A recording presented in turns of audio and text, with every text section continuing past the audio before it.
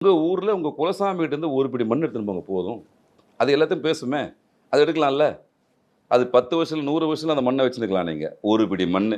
கூடவே வச்சுருங்க. உங்க வீட்ல பூஜை ரூம்ல வைங்க. அவனுடைய அபரிதமான சக்திய பாருங்க. நீங்க உலகத்துல எந்த மூலையில இருந்தாலும் அந்த பவர் வந்து கூட வேலை செஞ்சுன்னே இருக்கும்.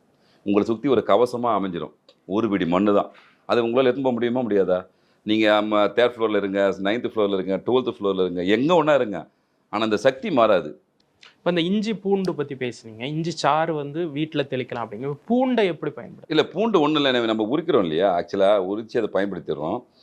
துஷ்ட சக்திகள் மட்டும் இல்ல. நெறைய உயிரினங்கள் வந்து நடமாடாது.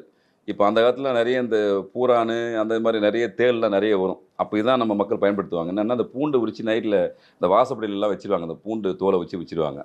பூண்டு தோல் அது கிட்ட வராது. பூண்டு தோலுக்கு. அந்த பூண்ட நம்ம பயன்படுத்திருவோம்.